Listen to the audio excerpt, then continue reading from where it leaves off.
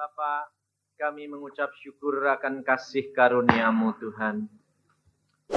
Karena anugerah yang demikian besar yang Kau berikan kepada kami.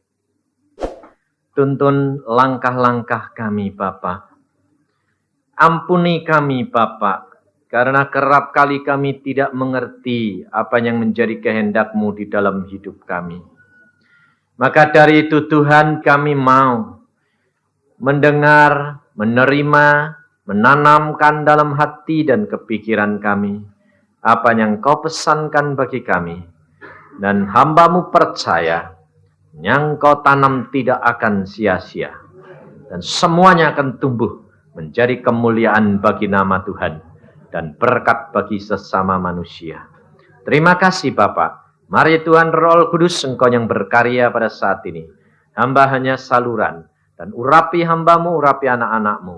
Karena semuanya ini hanya untuk kemuliaan bagi nama-Mu. Dalam nama Tuhan Yesus, kami mengucap syukur dan percaya. Amin. Saudara-saudara yang kasih dalam Tuhan, di dalam Yesaya pasal yang ke-11, Yesaya pasal 11 ayat yang kedua. Pertanyaan-pertanyaan yang masuk, saudara. Saya sudah catat semuanya dan rata-rata mereka merindukan mendapat jawaban langsung dari Tuhan. Tetapi ada beberapa yang kelihatannya tetap masih salah mengerti, yaitu dikiranya kalau Tuhan itu mau menjawab, saudara-saudara itu lebih mantap rasanya kalau melalui suara. Jadi kalau saya saksikan, lalu saudara itu semuanya lalu jadi kepingin suara gitu loh. Ya toh? Ini masalahnya. Lah kalau saudara itu cuma mau suara tok, yang lain enggak mau. Ini termasuk batasi kuasa Allah atau enggak? Batasi, saudara yang rugi.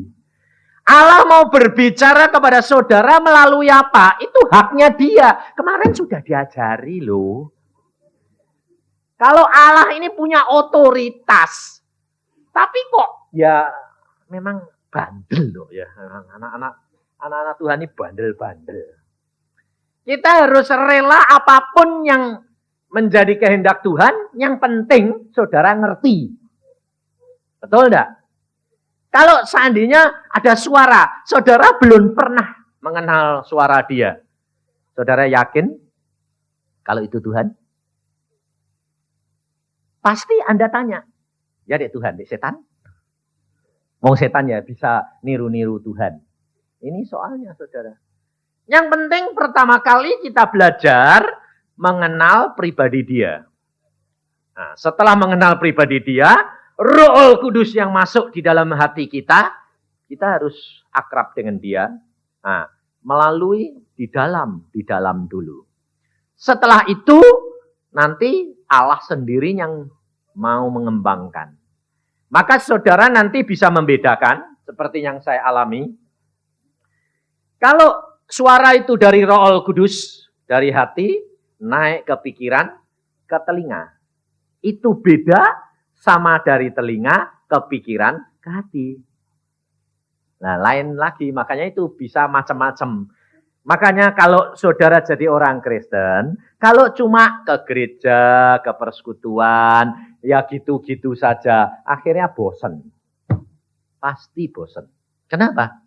Karena tidak ada perkembangan. Engkau harus meningkat. Coba, anak yang sekolah, di dalam dunia ini, saudara dan saya itu sekolah. Perkara kerohanian itu sekolah. Sebab nanti di surga, di dalam kerajaan surga, di sana nanti, kalau yang ini naik, ini ya naik. Jadi tidak bisa ngejar, saudara. Yang bisa kejar-kejaran ini berlomba ini cuma di dunia. Ini kesempatan saudara dan saya. Engkau mau di tingkat 1 ya boleh. Mau di tingkat 7 ya boleh. Mangsal mampu. Nah, yang penting berlomba. Rasul Paulus berkata, Kita berlomba siapa yang akan menjadi juara. Ini di dunia ini, saudara. Lah kalau anak kita sekolah, lalu kelas 0 terus. Kira-kira berapa tahun bosen enggak? Hah? Bosen? Lah saudara ini jadi orang Kristen berapa tahun bosen enggak? Enggak naik-naik. Tadi saya terima surat, salah satu surat yang akhir tadi. Pak Yusak, saya ini dari kecil sudah jadi orang Kristen. Jadi Kristen dari kecil. Tapi ternyata saya barusan tahu benar-benar kenal Tuhan sebulan yang lalu. Sebulan yang lalu. Setelah dengar khotbah, kaset, bukan saya, kaset saya, dia bilang, saya barusan, oh ternyata aku ini orang Kristen yang tidak pernah naik. Pantesan saya ini jadi orang Kristen kok bosen. Ini loh saudara. Engkau akan ketinggalan sama orang-orang yang baru. Makanya saya selalu katakan, orang Kristen yang sudah lama itu karaten. Kenapa? Karena kekristenannya itu cuma begitu-begitu saja, tidak praktek. Sebaliknya orang-orang Kristen yang baru, cepatnya luar biasa. Kenapa? Karena dia sudah kenal caranya setan ngomong. Allah roh, setan roh, gampang. Muangcu terus ketinggalan. Saya kemarin dulu waktu di Jakarta makan di restoran sama seorang wanita Taiwan. Dia berkata, saya baru terima Yesus beberapa bulan.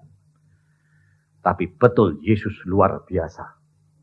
Yesus luar biasa. Ayo. Suaminya sudah Kristen. Malah dia dulunya tidak Kristen. Tapi setelah dia jadi Kristen, dia lebih cepat daripada suaminya. Kenapa? Suaminya bilang, kamu kok bisa dengar Tuhan ngomong? Ya ngomong. Ah, itu cuma halusinasi. Itu cuma kira-kira. Mosok Tuhan bisa ngomong. Nah, saudara sendiri juga begitu. Makanya saya kerap kali diejek. Apa enggak bohong toh Pak Yusak? Saya bilang, pembohong enggak masuk surga. Ngapain saya jadi pembohong? Enggak masuk surga. Enak jadi dokter. Daripada jadi hamba Tuhan pembohong. Maka dari itu saudara, pertama kali saya ulangi sedikit di dalam hal Allah di dalam perjanjian lama dan Allah di dalam perjanjian baru.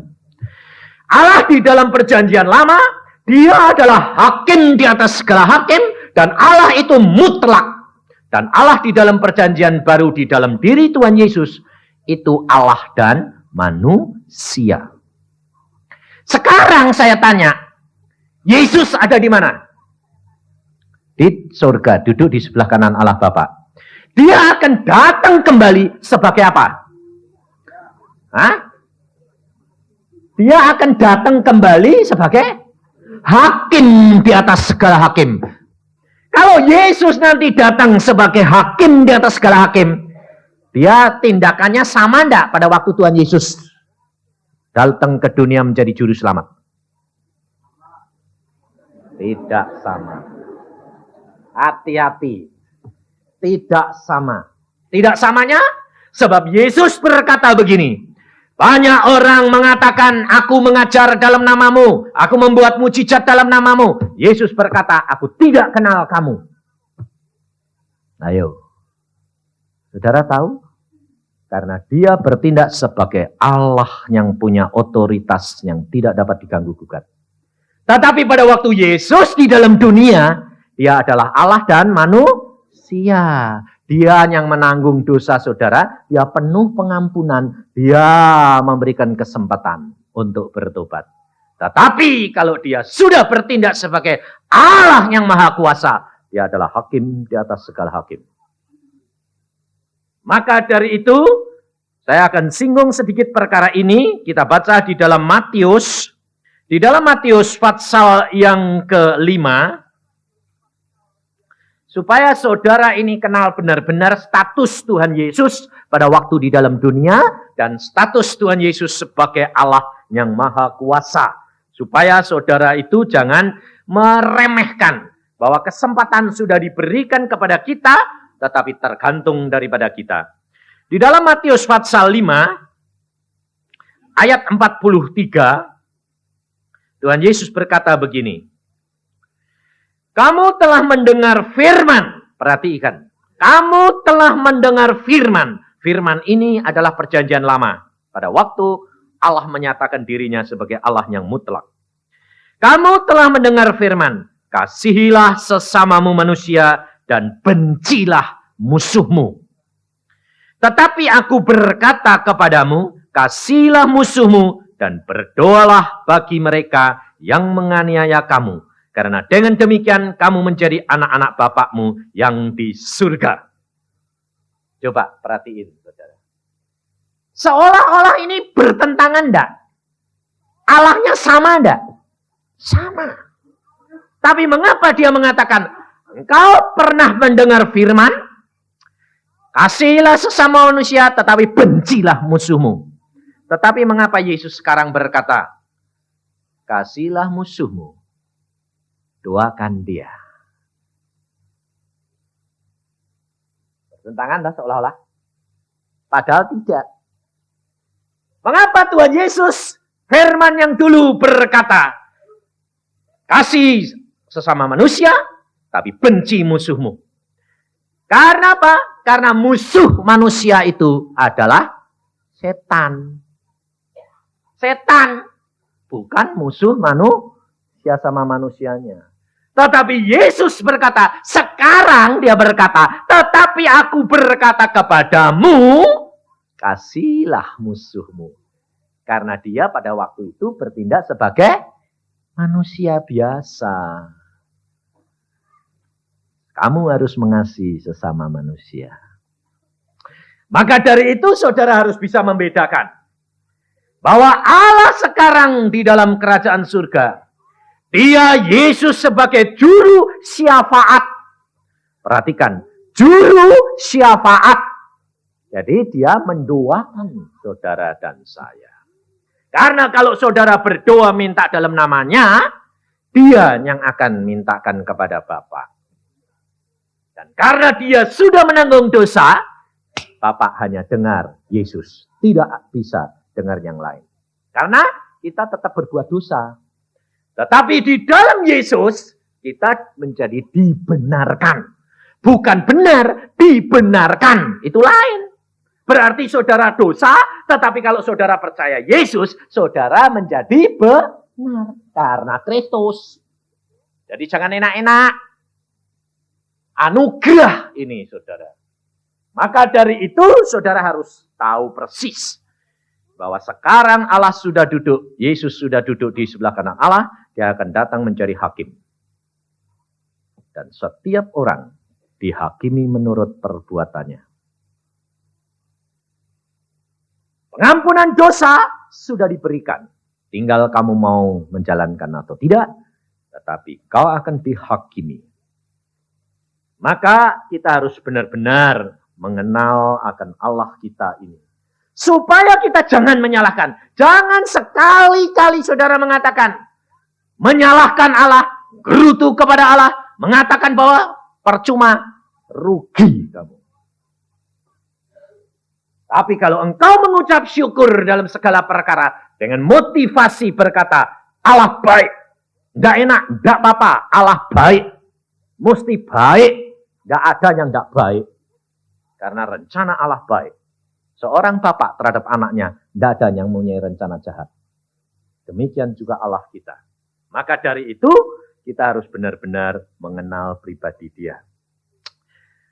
Sekarang di dalam Yesaya pasal 11 ayat 2, roh Tuhan akan ada padanya, roh hikmat dan pengertian, roh nasihat dan keperkasaan, roh pengenalan dan takut akan Tuhan.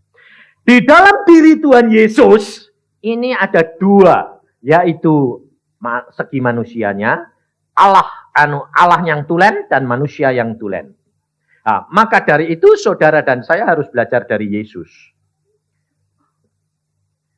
Di dalam ini kita bagi, coba perhatikan, roh Tuhan ada padanya, sudah jelas. Sekarang saya tanya, roh Tuhan ada pada saudara apa tidak? Hah? Ada. Sama toh? Satu sudah sama. Yang kedua sekarang. Roh hikmat. Ada enggak? Ayo. Ada? Nah, sekarang ini sebelah sini bilang ada. Oke, sekarang saya tanya. Kalau kamu punya roh hikmat, bisa mengerti orang lain, bisa tahu orang lain, bisa bijaksana apa enggak? Harusnya bisa. Sebab kalau punya hikmat, bisa mengerti. Tapi nyatanya, saudara bisa ngerti orang lain enggak? Loh, lah kok enggak? Lah kalau enggak itu ada roh hikmat apa enggak? Enggak. Makanya itu, perhatiin. Kita harus periksa ini, mengapa pengikut Yesus tidak dapat menjadi saksi Yesus? Karena tidak punya roh-roh ini yang ada di dalam diri Yesus. Mengapa tidak punya? Tidak pernah minta. Ayo, jujur. Siapa di antara saudara yang bilang, Tuhan aku kepengen hikmat, pengen pengertian, pengen nasihat, pengen roh keperkasaan, pengen roh pengenalan, pengen roh takut. Tidak ada, tak? Yang diminta apa setiap hari?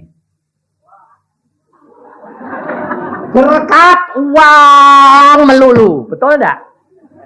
Padahal saudara sudah tahu bahwa uang itu akar segala.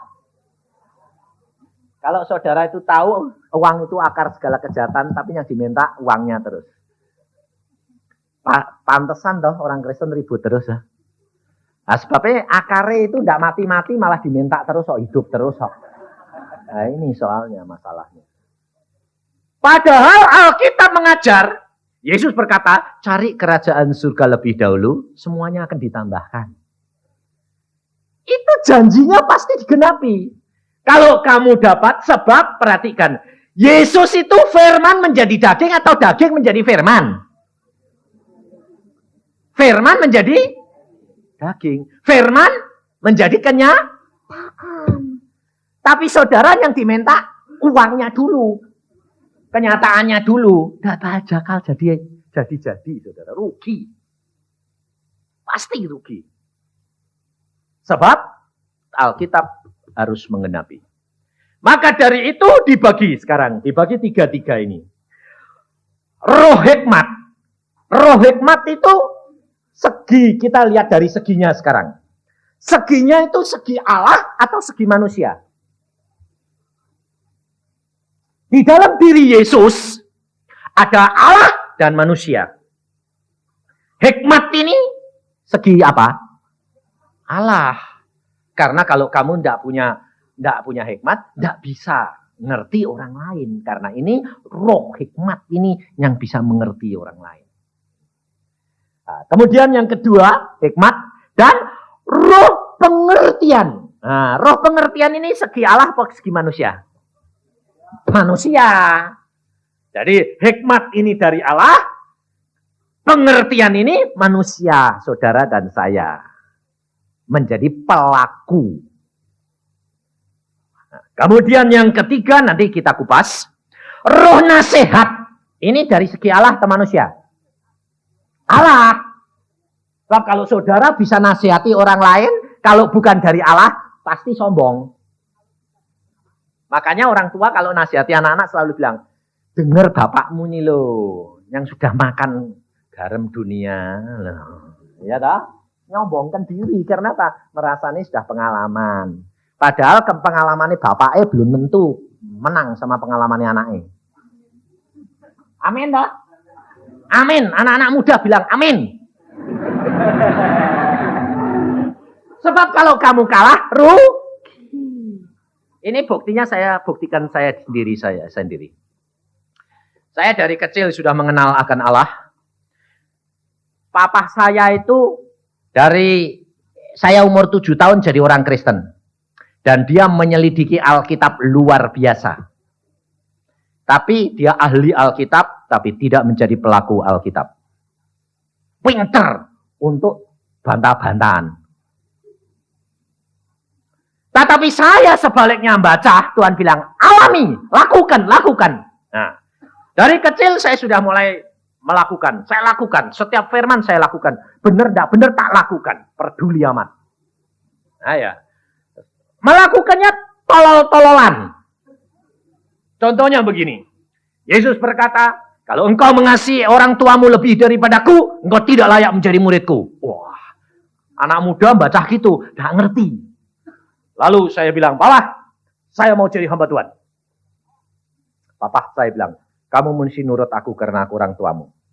Alkitab berkata, hormati orang tua. Saya bilang, Alkitab berkata, aku harus mengasihi Yesus lebih daripada ayah. Lalu orang Tionghoa itu kan dididik uhal. Ya dah. Nah ini orang ini Yesus ini ngajari puthao. Saya bilang tidak. Yesus berkata hormati orang tuamu. Nah, tapi mengapa dikatakan di situ? Kalau engkau mengasihi orang tuamu lebih daripada aku, tidak layak menjadi muridku. Bahkan ada kata-kata yang berkata, kalau kamu tidak membenci orang tuamu, betul dah? Kamu tidak layak menjadi muridku. Lah itu, benci. Nah, lalu orang Tionghoa bilang, wah, tidak baik. Lah saya ini tidak ngerti dulunya. Lalu saya bilang, Tuhan, aku mau nurut engkau. Peduli ayahku. Ayah bilang, nurut saya. Enggak, nurut Yesus. Wah, akhirnya clash sama saya, Papa. Dial. Papa sampai piring dipecah. Dial. Kalau kamu enggak nurut, tak buang. Enggak apa-apa, turut Yesus. Karena enggak ngerti, bukan itu benar. Terus kemudian saya itu berdoa puasa 3 hari 3 malam. Enggak mau makan, enggak mau minum. Saya sembahyang, saya tanya, Tuhan, yang benar bagaimana ini? Saudara tahu, Yesus datang sendiri. Dia berbicara, berkata, anak, dengar kehendak orang tuamu. Turuti orang tuamu. Karena itu kewajibanmu menurut orang tua.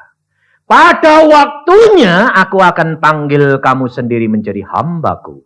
Karena sekarang kamu belum banyak mengerti. Tapi lakukan. Saudara tahu? Yesus itu luar biasa. Setiap firman-Nya digenapi. Kenapa saya suruh nurut orang tua? Karena saya belum ngerti ayat itu. Jadi berani tentang orang tua. Tetapi Yesus mengajar, turuti orang tuamu. Turut. Saya keluar dari dalam kamar, saya bilang, Papa, aku nurut engkau. Papa saya kaget. Kenapa kamu bisa nurut? Tuhan Yesus ngomong, saya harus nurut kamu.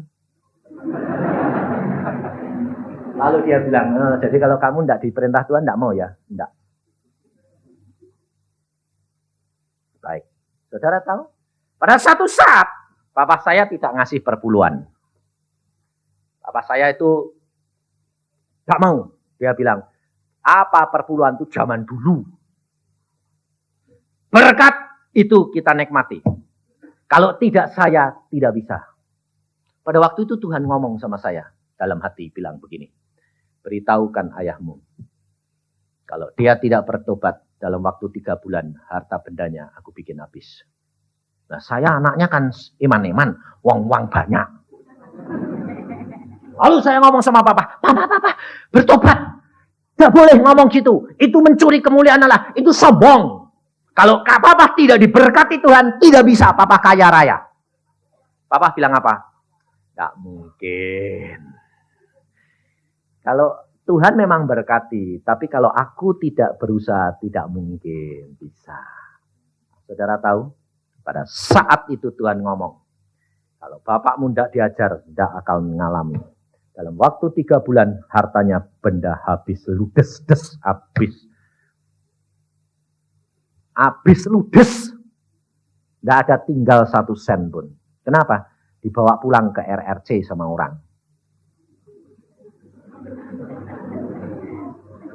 Lalu barang yang dikirim kapalnya semua karam. Tidak ada yang selamat. Tidak ada yang sampai. Semua karam. Habis ludes. Setelah itu dia bilang, kok uang segitu banyaknya kok bisa habis ya? Siapa bilang tidak habis kalau Tuhan sudah mengatakan habis? Betul enggak? Maka dari itu saudara itu harus kenali Allahmu yang sungguh. Di dalam ini saudara harus belajar. Ada roh hikmat adalah bagian Allah. Roh pengertian ini bagian manusia. Roh nasihat bagian Allah. Roh keperkasaan itu bagiannya Allah. Bukan bagian manusia. Sebab saudara kalau bisa bertindak dalam nama Yesus, maka Yesus yang melakukan, bukan saudara. Ini roh keperkasaan. Ini milik orang Kristen. Roh pengenalan dan roh takut akan Tuhan, ini manusia, segi manusia yang saudara dan saya dituntut. Jadi di dalam kehidupan kekristenan ini, saudara ada bagian yang saudara harus bayar. Ada bagian Allah yang Allah harus akan lakukan terhadap saudara. Dan di dalam hal ini saudara akan menjadi orang yang berhasil kalau saudara mau membayar bagian saudara. Alkitab ini seperti asuransi, saudara. Firman Allah ini jaminan, asuransi buat saudara. Kalau saudara bayar preminya, kalau ada apa-apa, engkau klaim dibayar enggak? Tapi kalau Anda tidak bayar premi, lalu kamu berkata, mana Pak janjimu? Asuransinya bilang apa? Mana kwitansi preminya? Tidak bayar, tidak dibayar. Nah, makanya firman Tuhan kerap kali saudara tidak digenapi dalam hidupmu karena engkau tidak bayar preminya. Tidak bayar akan takut akan Allah, satu. Nah, takut akan Allah ini adalah seperti yang saya katakan. Kalau engkau sudah mengenal keberadaan Allahmu yang sesungguhnya, punya otoritas yang tidak dapat diganggu-gugat, penguasa tunggal, engkau pasti akan takut. Maka dari itu, saya ajarkan, tiap pagi omongi jiwamu. Hai jiwaku, seperti Yusa. Seperti Daud. Saya itu belajar dari Alkitab ini, saudara. Di dalam kitab Mazmur, Daud pada waktu gelisah, dia ngomong gini, hai jiwaku, mengapa kamu gelisah? Loh, ngomong dewek. Jangan khawatir, dicap orang sini. Nah, saudara pernah enggak ngomong gitu sama jiwamu? Belum, enggak? Nah, karena apa? Belum ngerti. Mulai malam ini, omongi. Di dalam menghadapi masalah, omongi. Hai jiwaku, mengapa kamu khawatir? Mengapa kamu takut? Allahmu punya otoritas. Allahmu yang maha kuasa. Itu omongi. Kalau engkau sudah omongi, jiwamu nanti jadi tentrem. Jiwamu jadi tenang. Karena apa? Karena ada yang diharapkan. Nah ini mesti praktek. Dipraktekkan. Kalau tidak kamu praktek, tidak akan bisa. Tapi orang Kristen itu memang bandel-bandel. Degil terus terang. Saya sampai gini, kenapa sih kamu tidak mau praktek? Malu Pak, lucu. Oh, di kamar kok ngomong sendiri, hai jiwaku. Kayak orang sinting, saya sendiri kok ngomong sendiri sih Pak. Ini loh. Itu Alkitab, saya bilang. Kalau kamu tidak mau, kamu tidak akan mengalami. Omongi supaya dia tenang, supaya dia takut akan Allah. Nah, setelah itu, mengenal akan Allah, ini yang saudara paling berat untuk dapat melakukan. Mengapa? Karena untuk mengenal akan Allah dibutuhkan disiplin, ketekunan, dan kesetiaan.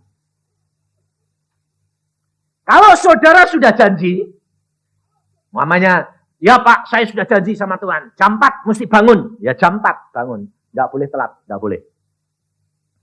Tuhan itu disiplin luar biasa. Sebab kalau kamu sudah janji, harus ditepati. Dan kalau kamu setia, Tuhan setia. Karena ini saya lakukan. Saya ini kalau sembahyang jam 5 pagi itu 25 tahun yang lalu. Sampai sekarang tetap sembahyang jam 5. Tidak telat, tidak. Sampai makanya saya tarik jam saya ini. Sampai saya perkara jam saja saya minta sama Tuhan. Kenapa? Karena satu hari saya berdoa 2 kali. Artinya bersama dengan keluarga. Jam 5 pagi, jam setengah 2 siang. Saya berdoa pada satu saat, Tuhan, aku kepengen cari jam yang bunyinya 2 ini. Tiap jam bunyi, jam 5 bisa bunyi, setengah 2 bisa saya setel. Yang bunyi juga. Kenapa? Supaya aku tidak pernah terlambat. Kalau aku tidak siap, jam ini mengingatkan. Titit. Oh, jam sembahyang. Tepat. Dan saudara tahu, sampai jam saja saya diberitahu. Pertama kali jam ini keluar, saya dikasih tahu Tuhan. Taunya begini. Saya punya jam Tritoni yang lama, Tuhan bilang, berikan jammu sama hambaku itu loh. Jam cuma 1, suruh ngasih, saya bilang. Tuhan bilang, kasihkan. Dia tidak punya jam, kasihan. Lu laku, minta jam enggak, mau ganti-ganti. Kok suruh ngasihkan? Loh, kamu nurut enggak? Nurut. Ya kasihkan sana. Ya sudah, saya copot. Kamu enggak punya jam? Enggak punya Pak Yusa. Nyah, PO. Nah. Lalu dia tanya, lah Pak Yusa? Enggak tahu, suruh ngasih kamu kok. Nah, sudah. Enggak sudah, saya orangnya gitu. Enggak mau tahu saya. Nah, kemudian saya berdoa. Nah, sekarang saya pakai jam apa? Saya bilang. Lalu Tuhan itu ngomong, kamu pergi ke toko, jam yang kamu kehendaki, itu sudah ada. Lalu saya pergi ke toko, yang punya toko itu ya aneh ngomong gini, lu kok bisa tepat Bapak datang cari jam itu. Ini jam satu-satunya barusan terima saya dari Jakarta. Yang baru punya bunyi itu 3 macam begini. Lah itu yang saya butuh. Tapi cuma 1 Pak. Lah ya tidak apa-apa, memang aku butuhnya cuma 1. Nah, maka dari itu Allah kita itu Allah yang luar biasa. Nyata di dalam kehidupan. Tapi saudara tidak mau ngalami. Pikir mau, bayarnya enggak. Untuk mengenal harus membaca riwayatnya. Artinya Alkitab. Alkitab harus dibaca semua, jangan dipilihin. Saudara paling senang baca apa? Mazmur. Kalau baca Mazmur paling senang. Sebabnya apa? Menghibur. Kalau suruh baca bilangan, bingung. Apa? Nama, bin, ngantuk. Padahal Alkitab itu tidak ada yang terbuang. Kalau saudara Alkitab ini ditulis, supaya apa? Supaya saudara belajar setia. Yang tidak enak pun saudara baca. Itu belajar setia. Ngantuk-ngantuk dibaca. Saudara tahu, kalau saudara perhatikan, kalau kamu nanti sudah belajar baca, urut, ya urut. Mau setia. Satu saat sungguh-sungguh kamu diuji. Diujinya begini. Pas sibuk, dapat baca ayatnya yang panjang luar biasa. Kalau pas santai, punya alat ayat punya waktu banyak, dapat ayat pendek-pendek. Nah, apalagi kalau sudah malam mau tidur. Saya kan sudah 4 kali, pagi, siang, sore, malam. Malam mau tidur mesti baca 1 fatsal. Sudah malam ngantuk, dapat ayat yang Mazmur 119. Wih, panjangnya. Ayatnya 160. Wah, baca setengah jam tak barbar. Wah, maju mundur. Maju mundurnya itu karena apa? Ngantuk. Nah, itu lalu pikir saudara kerap kali kan bilang gini, Tuhan maaf ya, Tuhan sudah ngantuk, besok tak bayar ya. Nah, lalu dibaca cuma separuh, terus kemudian besok dibayar gitu dah. Berkatmu ya bayar, nanti utang Tuhan nanti. Tidak boleh, baca. Anak-anak muda itu kan paling senang bergadang. Kalau sudah soal jawab Alkitab, saya diajak sampai jam 3 malam, pagi. Jam 3 barusan pulang. Pulang, mau tidur kan mesti baca sak fatsal. Bayangin, saya bilang kurang ajar nanti baca lagi sampai setengah 4 ini barusan bisa tidur nih. Jam 5 harus bangun, saudara tahu. Tapi Tuhan berkata, setia dan aku pasti berikan kamu kekuatan. Nah, saudara tahu. Ini cara mengenal Allah. Kalau engkau tidak praktekkan tiap-tiap hari, engkau bayar preminya ini, kau akan rugi. Karena Yesus berkata gini, coba perhatikan satu rumah. Satu rumah itu sudah dibangun, tapi tidak pernah dirawat tiap hari. Tidak pernah dibersihkan pintunya, jendelanya tidak pernah dibuka setiap hari, tidak pernah. Kalau butuh baru dibuka. Kira-kira nanti kalau pas dibuka bakal jebol. Enggak? Karatan semua. Tidak bisa, saudara. Orang Kristen, tubuhnya ini adalah bait Allah. Tetapi kalau tiap hari kamu tidak buka dan bersihkan, membiarkan Allah masuk, dihuni setan. Karena apa? Karena rumah yang kosong selalu setan seneng. Betul tak? Maka dari itu, kalau kamu tidak membayar harga yang kamu bayar ini, berdoa setiap saat, waktunya janji sendiri sama Tuhan. Kalau kamu berani janji jam 4, setel wekermu jam 4. Setiap hari. Nah, tapi pertama kali caranya begini. Kalau kamu sudah janji sama Tuhan, buktiin itu berkenan atau tidak Tuhan. Caranya begini. Jangan nyetel weker. Pertama kali lo bilang begini, Tuhan, aku janji setiap jam 4 mesti bangun untuk sembahyang kepadamu. Engkau malam tidur berkata, Tuhan, tolong kalau engkau berkenan aku jam 4 dan engkau lihat aku jam 4 kuat, bangunkan jam 4 tepat. Saya garansi, jam 4 tepat mesti dibangunkan kamu. Ayo, kalau tidak, rugi. Jangan mau jadi Kristen, rugi. Saya orangnya gila-gilaan sama Tuhan. Nah, ya. Saya kalau ngajari ya gila-gilaan. Tungguan. Tapi kalau kamu sudah ngalami, jangan coba-coba setiap jam 4 suruh bangunin Tuhan. Kurang ajar itu namanya. Itu namanya kurang ajar ya dah. Kamu tidur, Tuhannya tidak boleh tidur. Setiap jam 4 suruh bangunin kamu. Kurang ajar itu namanya. Kalau kamu sudah dapat tanda dari Tuhan, betul, kamu harus setia. Kamu sendiri yang sekarang belajar menyangkal diri. Berjuang untuk melalui pintu yang sempit. Pintu yang sempit itu tidak gampang, saudara. Itu harus berjuang kita. Berlomba. Makanya dari itu saya katakan, masuk surga tidak gandeng-gandengan. Sendiri-sendiri. Maka saya pernah saksikan, saya berdoa untuk istri saya 25 tahun. Saudara kira kalau istri hamba Tuhan itu sudah dapat jaminan masuk surga? Tidak. Saya berdoa untuk istri saya 25 tahun. Dan baru bulan yang lalu Tuhan memberikan penglihatan kepada istri saya. Dia berkata, aku kok dapat penglihatan. Apa? Aku tiba di tempat kamu berada. Wah, saya senangnya seperti dapat lotre yang gede. Saya bilang, puji Tuhan. Sekarang doaku sudah didengar. 25 tahun saya berdoa untuk kamu. Sekarang tiba waktunya. Saudara tahu? Dan apa yang Tuhan lihatkan sama dia? Dia sebetulnya pada waktu berjalan bersama dengan orang banyak, dia saya ajak. Saya berkata, ayo bersama dengan aku. Tapi dia mengatakan, enggak, aku mau pelan-pelan saja. Aku mau jalan kaki. Sebab saya punya kendaraan yang seperti jet. Dia takut.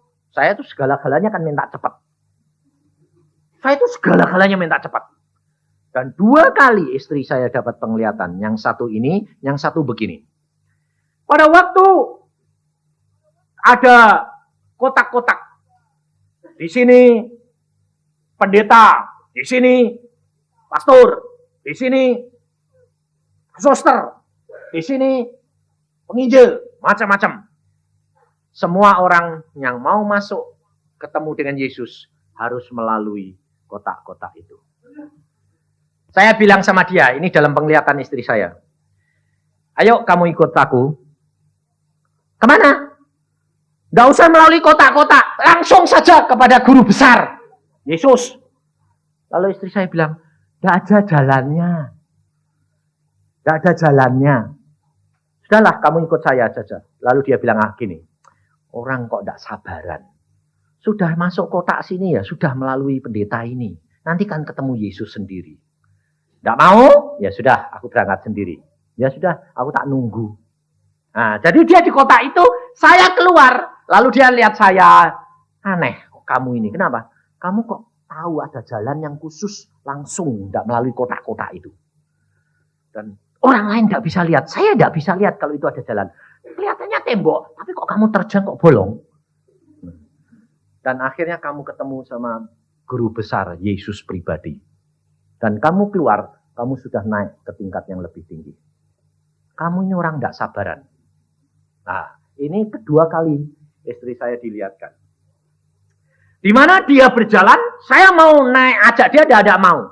Akhirnya dia mengatakan, kamu pergi sendiri dulu, saya tak nyusul. Jalan kaki, dia jalan. Tambah lama, tambah kecil, tambah kecil, tambah kecil, tambah sempit. Akhirnya naik terap yang tinggi luar biasa. Hanya cukup buat satu orang. Dan pada satu saat, 3 tingkat terakhir, hampir sampai, dia tidak mampu menyelesaikan. Kenapa? Terapnya tinggi. Tidak bisa naik, tidak ada kekuatan, tidak ada kemampuan. Bahkan terap itu runcing dan bisa melukai tubuh. Akhirnya dia ada tahan dan dia lihat ke bawah jurang yang gelap gulita. Dia takut, dia balik, tidak berani, tidak bisa. Berhenti, berarti macet di tengah jalan, menerusin, tidak mampu. Akhirnya dia berlutut. Tangannya di atas trap yang lain, dan dia berdoa. Tuhan Yesus, aku tidak mampu meneruskan perjalanan ini. Pada saat dia berdoa begitu, roh berbicara. Apa yang kamu pegang di atas trap itu? Baru dia sadar bahwa tangannya ini di atas trap itu ada bekas tapak kakinya Yesus. Loh, oh ada bekas tapak kaki orang laki. Lalu suara berkata, angkat kakimu, usahakan sampai menempel di bekas tapak kakinya Tuhanmu. Tanpa kekuatan, tidak apa-apa. Yang penting kamu usahakan. Sampai bisa meletakkan kakimu di atas itu saja. Dan apa terjadi saudara? Dia nurut, dia angkat kakinya. Cuma diletakkan saja. Dia tidak ada kemampuan untuk naik. Tetapi demikian, dia meletakkan kakinya di bekas tapak kaki Yesus. Ada kuasa yang mengangkat dia ke atas. Dan dia naik. Dan setelah dia naik, dia lewati 2 langkah lagi, melalui terowongan, tempat yang terang luar biasa. Ternyata saya sudah di sana nunggu dia. Dia berkata, kamu kok tidak nulungi aku? Saya bilang, saya tidak bisa lihat, karena di dalam itu gelap. Tapi kamu, kalau sudah sampai di sini, terang benderang. Wah, puji Tuhan, aku sampai. Saya malah bilang, puji Tuhan, akhirnya saya menang buat kamu. 25 tahun berdoa untuk kamu. Sekarang kamu tiba bersama dengan aku di dalam kemuliaan Bapa. Bahwa kamu pasti sampai ke tingkat yang Allah kehendaki.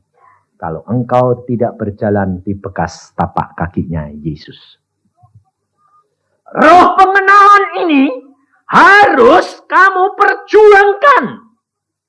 Untuk mengenal Yesus perlu perjuangan, perlu ketekunan, perlu kesetiaan, rela dibangunkan bangun pagi.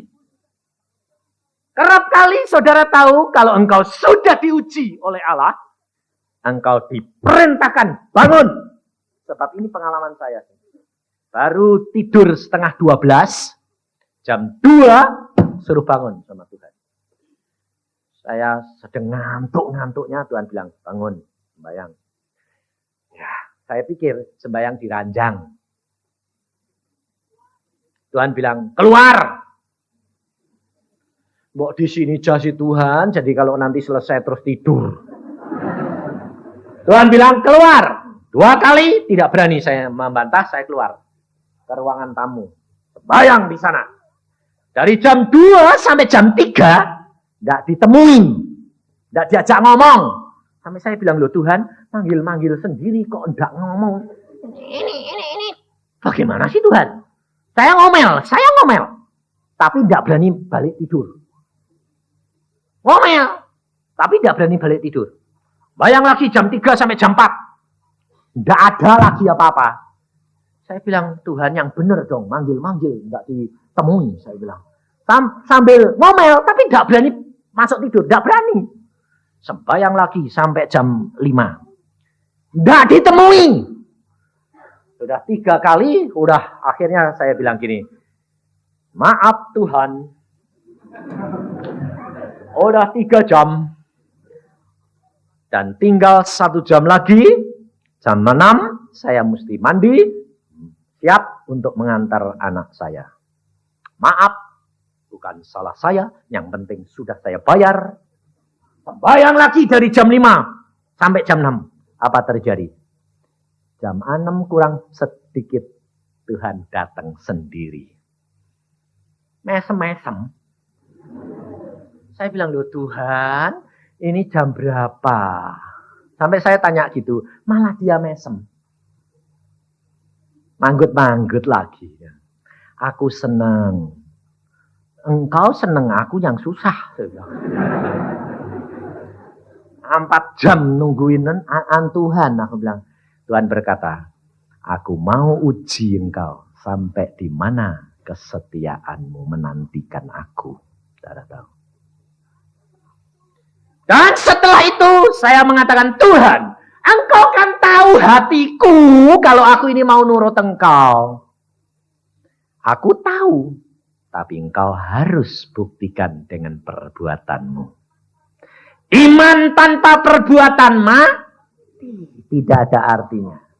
Maka dari itu saudara, engkau harus buktikan dengan tindakanmu. Pengenalan akan Allah ini harus engkau nyatakan dalam tindakan, dalam perbuatan. Kalau engkau pengenalan akan Allah, engkau usahakan, engkau perjuangkan, baca Alkitab, berdoa dengan setia, saya garansi kepekaanmu akan menjadi luar biasa. Kalau sudah peka, pimpinan suara Roh Kudus jelas sekali. Dan cara Tuhan berbicara ini macam-macam. Yang pertama, Tuhan berbicara melalui suara manusia. Langsung Alkitab berkata, pada waktu orang Israel di bawah gunung Horeb, Allah berbicara langsung kepada umatnya dengan suara. Itu Alkitab. Saya alami. Dan tidak sekali. Tetapi saya peringatkan. Kalau Allah berbicara secara langsung itu. Tidak setiap kali. Hanya hal-hal yang sangat penting luar biasa. Dia datang sendiri, pribadi. Yesus pribadi. Yang kedua, Allah dapat berbicara melalui suara hati. Yaitu Roh Kudus yang berbicara kepadamu. Dari dalam hati ke pikiran, dari pikiran ke telinga. Jadi seolah-olah Anda dengar, tapi itu sebetulnya dari dalam. Nah, itu lain. Lalu yang ketiga, dari pikiran ke hati. Bisa. Lalu yang keempat, melalui Alkitab. Kalau saudara baca, ayatnya muncul sendiri. Sepertinya lebih nonjol daripada yang lain. Itu Allah berbicara melalui firman-Nya. Melalui mimpi. Mimpi bisa. Tapi mimpi itu juga macam-macam loh. Jangan sembarangan. Melalui Alkitab ya macam-macam. Sebab gini umpamanya. Umpamanya saya waktu muda. Lalu anak muda ini seneng gadis itu. Seneng. Tapi dia mau tanya, Tuhan ini jodohku apa enggak ya Tuhan? Kelihatannya mau tanya, tapi sebetulnya hati ini sudah seneng dulu. Jadi lalu buka Alkitab, baca Alkitab, lah terang yang muncul ya yang di situ, itu jodohmu. Ya terang, wong sudah seneng kok. Nah itu bukan Alkitab yang ngomong, bukan Tuhan yang ngomong, tapi pikiranmu sendiri yang ngomong. Itu bukan tanda, itu bukan peneguhan. Nah, kalau peneguhan harus menggenapi ayat di dalam 1 Korintus pasal 2. Apa yang tidak pernah timbul dalam hatimu, apa yang tidak pernah timbul dalam pikiranmu, itu yang disediakan Allah bagi orang yang mengasihi Dia. Nah, jadi kalau kamu ini pemuda, kalau kamu senang seseorang, kamu harus hilangkan dulu. Kalau kamu mau tanya sama Tuhan, caranya begini. Tuhan, aku senang sama dia, tapi ini kehendakmu enggak? Nah, kamu harus ngomongi sama jiwa dulu. Jiwamu ngomongin gini. Seandainya dia tidak jadi jodohmu bagaimana? Nah, kamu periksa. Rela enggak? Kalau kamu bilang, ya kalau bisa ya itu. Udah. Enggak. Cocok itu, enggak cocok. Tuhan enggak akan bakal mau ngomong. Tapi harus kamu bilang, kalau tidak, oke, ganti yang lain. Enggak apa-apa. Nah, baru sembahyang sungguh, nanti Tuhan berikan tanda. Itu. Berikan jawaban. Itu rencana Allah di dalam kehidupan kita masing-masing. Jadi kepekaan ini, nah karena ada tanya, kepekaan ini harus latihan. Pertama dilakukan, ada suara hati dilakukan. Ya kamu bilang gini, Tuhan aku kok ada suara ini. Kalau ini daripadamu, dalam nama Tuhan Yesus tetap ada. Kalau bukan daripadamu, dalam nama Yesus, pergi. Usir dulu. Uji. Mimpi pun uji. Suara pun uji. Semua apa yang Allah mau bicara harus diuji. Karena apa? Alkitab berkata, ujilah tiap-tiap roh. Jadi sebelum kamu tahu itu persis, uji dulu. Ujinya bagaimana? Di dalam nama Yesus Kristus. Karena itu uji yang paling cocok. Sebab ada orang dapat penglihatan. Lalu bernubuat. Cocok persis. Semua orang nyembah sama orang itu. Kenapa?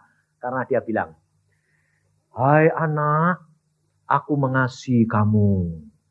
Aku tahu kamu tadi pagi sembahyang begini. Ngerti semuanya.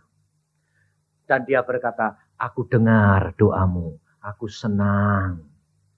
Bayangin, persis nubuatannya seperti Tuhan Yesus. Dan saya di situ.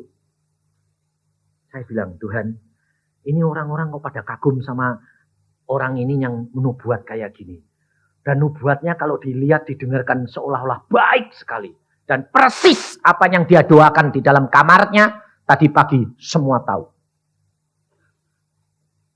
Sampai kagum-kagum orang. Lalu dia berkata, aku Yesus, aku mengasihi kamu. Aku senang kamu menyembah aku. Tapi saya kok tidak sejahtera. Saya bilang, Tuhan, aku kok tidak sejahtera. Ini siapa sih Tuhan? Tuhan ngomong, tunggu waktunya. Lalu orang ini ngomong, semuanya di sini ini nyembah aku. Hanya ada 2 orang yang tidak mau nyembah aku. Saya sama adik saya. Saya tahu, wah ini cuma saya sama dia, adik saya yang tidak mau ini. Lalu orang ini datangi saya setelah dia nubuatkan satu persis semua, datengin saya. Tapi ternyata dia tidak berani megang saya tidak berani. Yang lainnya dipegangi semua. Wah sampai nangis, sampai seneng karena Tuhan datang.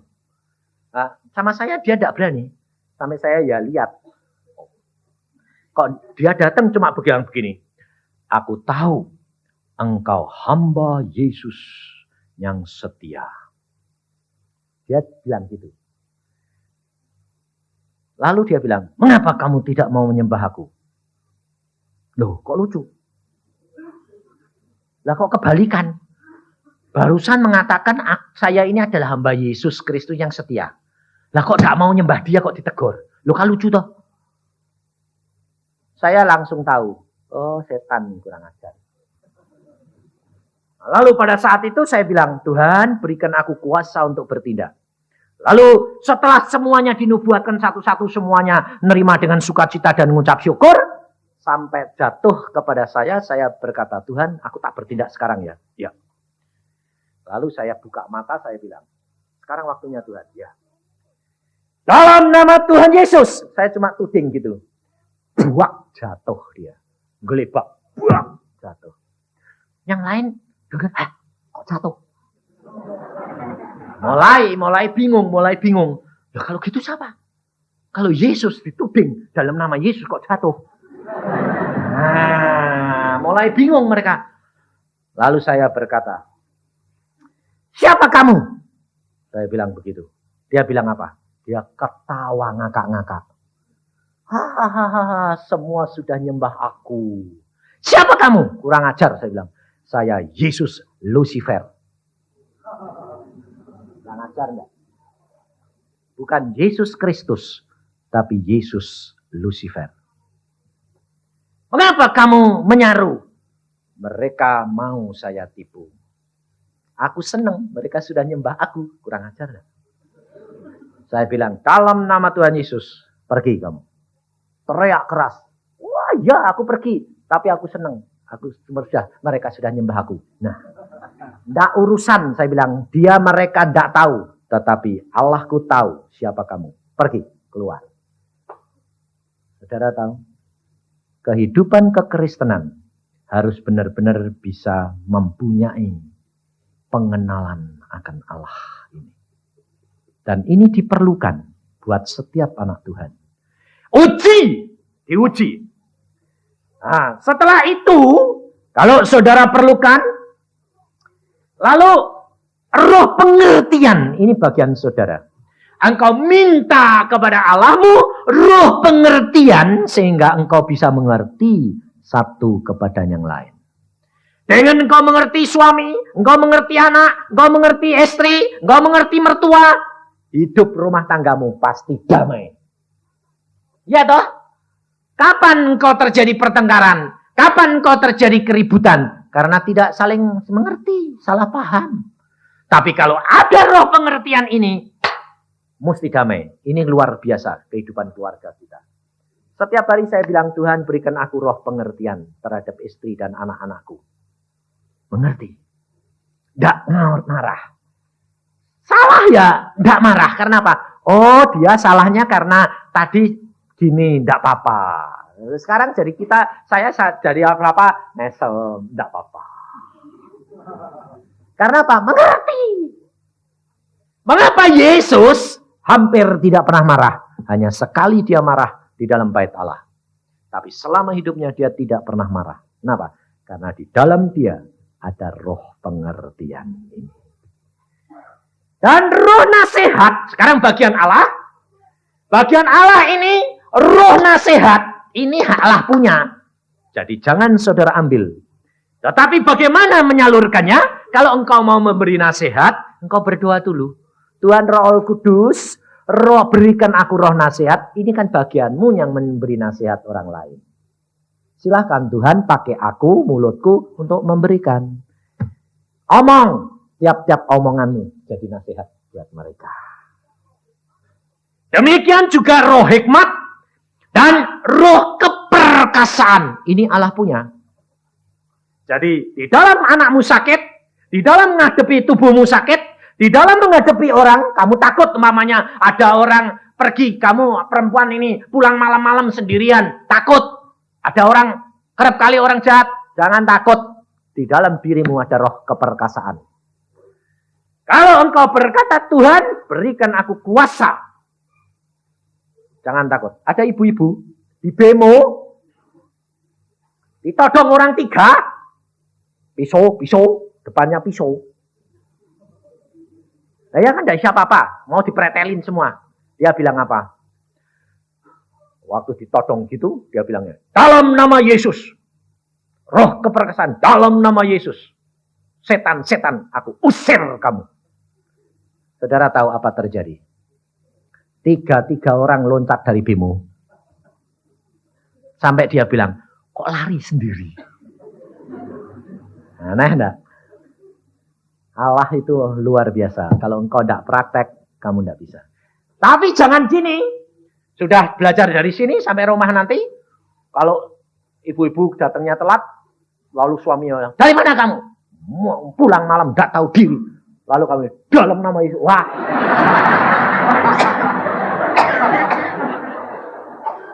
Itu namanya tidak punya roh pengertian. Belum ditengkingi di anu. Lain. Karena kamu sua istri, ya tunduk. Lalu anaknya dinani, dari mana kamu? Malam-malam kelayapan. Mbok tengking papai. Wah, kaplok namun nanti. Gak boleh. Kamu harus punya roh pengertian dulu. Dan di dalam roh pengertian ini hubungan sesama manusia. Dan roh keperkasaan ini bertindak dalam nama Yesus. Kalau engkau berani, engkau akan menerima apa yang engkau kehendaki. Tidak usah takut, apapun boleh terjadi. Yesus tetap tidak pernah berubah. Oh Yesus. Biar musik menyanyikan, Kaulah Tuhan, Kaulah Rajaku. Saudara berdoa. Yang sudah berdoa menyanyikan tidak apa-apa. Yang belum berdoa terus minta. Yakin doamu didengar. Doamu diterima. Masuk ke dalam meja dia. Karena kamu minta dalam nama dia. Oh Yesus Tuhan.